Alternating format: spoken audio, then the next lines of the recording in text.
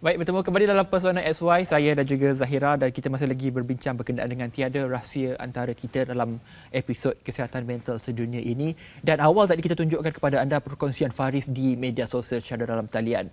Faris banyak berkongsikan kisah-kisah hidup Faris dan juga apa juga input-input yang penting berkaitan untuk membawakan kepada orang luar berkenaan dengan kesedaran mereka kepada kesihatan anda berdua. Namun selain daripada isteri sebagai penyokong kuat dalam Faris berdepan dengan isu ini dan juga keluarga, siapa lagi sebenarnya yang membantu Faris? Adakah netizen-netizen yang Faris kongsikan itu membantu, atau mungkin ada juga selit 1%, 2% yang mungkin mengecam ataupun apa yang dikatakan sebagai negatif itu? Okey, sokongan yang paling padu pernah saya dapat daripada isteri lah kan. Tapi kalau macam sokongan-sokongan selingan tu tak dinafikan juga diberi oleh keluarga saya sendiri, mak ayah dan juga keluarga mentua, alhamdulillah kan, dan juga kakak ipar saya, itu kakak saya, kakak dia lah. Jadi dari situ saya rasa macam aku ada harapan lagi untuk berbahagialah dengan di dunia ni, sebab ada orang-orang yang beri sokongan kepada aku kan. Dan tak dilupakan juga pada rakan-rakan dan sahabat-sahabat karib saya yang lain.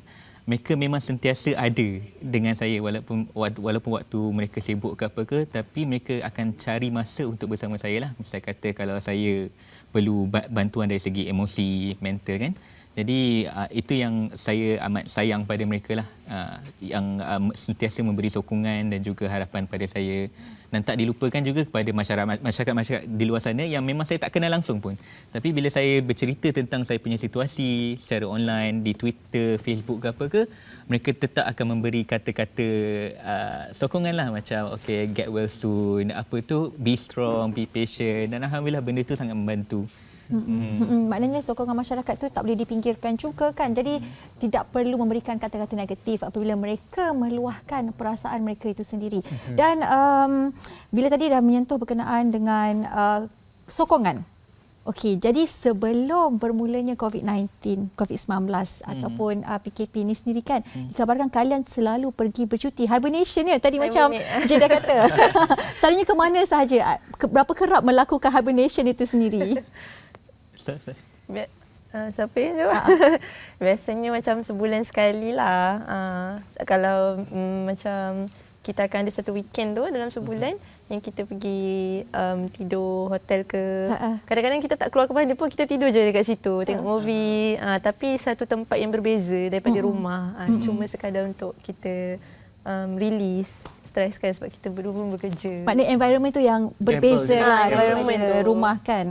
Dan itu sebelum PKP. Dan kita tak nafikan dalam tempoh PKP 3 bulan dulu banyak kes-kes berkaitan dengan masalah rumah tangga sebab duduk kat rumah lama sangat. Tapi macam kalau kalian berdua ni, memang saya yakin dan percaya akan ada juga isu-isu berkaitan dengan tekanan dan juga kesunyian. Sebab tak boleh keluar kan. Sebab you all kalau kalian selalu keluar kan.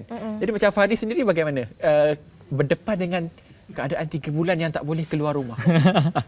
Agak teruk sebenarnya, sebab benda ni sangat mengejutkan. Tak ada siapa boleh sangka yang kita akan duduk rumah selama 3 bulan berturut-turut, tak boleh keluar langsung kan. Jadi coping mechanism saya, kalau misalnya kata saya ada rasa depressed ke ataupun anxious dengan sesuatu kan, saya akan keluar, saya akan jogging, saya akan workout kat luar. Tapi bila benda tu dah tak boleh nak dilakukan, parahlah. Jadi macam mana coping tu sendiri masa duduk kat rumah tu? Waktu tu coping mechanism saya memang semuanya macam tak berkesan dengan bagus. Antara coping mechanism saya di rumah adalah menulis. Tapi disebabkan coping mechanism yang paling berkesan tu tak boleh dilakukan. Itu yang buatkan saya rasa lagi tertekan. Dan one of the ways untuk saya get a grip of myself adalah being alone. Being alone in a tak tahulah, tak kisahlah mana-mana, dekat tepi tasik ke, dekat mall ke. Tapi bila kita dekat rumah ni, dia macam kami punya rumah tak adalah macam banglo ke yang boleh ada tempat sendiri ke apa kan. Kami memang rumah yang kecil, and pergi sini nampak mak, pergi sini nampak ayah, pergi sini nampak wife. Macam aku nak duduk mana ni? Jadi macam benda tu membuatkan saya rasa macam ya Allah, aku tak boleh macam tu. Sampai tak ada private space. Jadi benda tu yang buatkan saya mempunyai episod yang sangat lama lah waktu tu. Sampai terpaksa ambil cuti yang lama dari kerja kan. Sampai nak buat kerja pun tak boleh buat. Macam Jeda sendiri sebagai seorang pendidik, bagaimana nak berhadapan dengan kelas dalam taliannya sendiri kan. Masa tu memang saya kena ajar online dan bila ajar online ni memang kena ajar dari pagi sampai petang every day.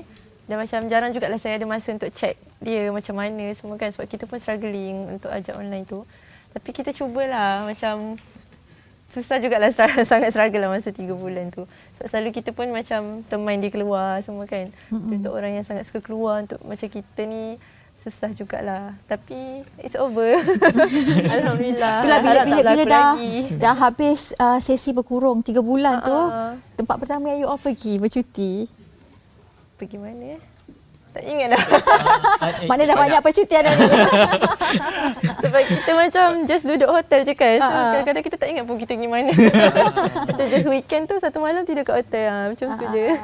Okey, jadi kalau untuk penonton di luar sana kan yang mungkin juga kita tidak mengatakan yang mereka diagnose sendiri tetapi mereka yang mungkin mengalami setengah-setengah situasi yang mereka juga tidak faham, apa pesanan daripada Puan Jeda dan juga Encik Faris sendiri kepada penonton-penonton kita Pesona SY ni?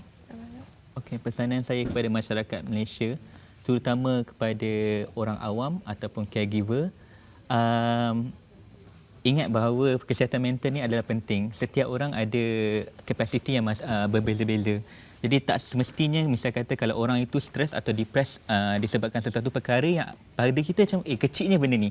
Tapi pada dia adalah benda satu trigger yang amat besar sehingga kan dia terkena penyakit mental kan. Jadi don't judge anyone. Just be there to be a helper ataupun sebagai kawan yang boleh mendengar lah.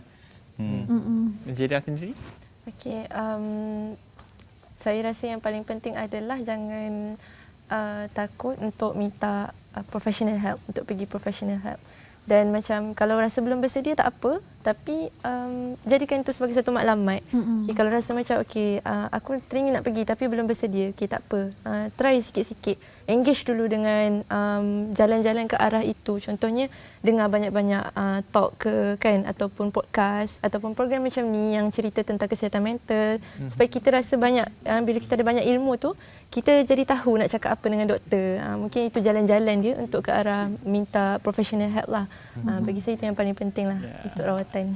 Itu dia perkongsian daripada dua tetamu yang cukup hebat ni. Saya kalau boleh saya nak cungkil sikit apa yang Faris katakan tadi. Zahira dia kata, rupanya aku berhak untuk bahagia di dunia ini. Sebenarnya tiada siapa berhak untuk sunyi dan juga tiada siapa berhak untuk tidak bahagia. Betul. Di muka bumi ini. Terima kasih sekali lagi Faris dan juga Jeda atas perkongsian yang menarik. Dan juga Faris dan juga Jeda masih lagi aktif berkongsi berkenaan dengan perjalanan kisah beliau berkaitan dengan kesihatan mental. Terima kasih sekali lagi.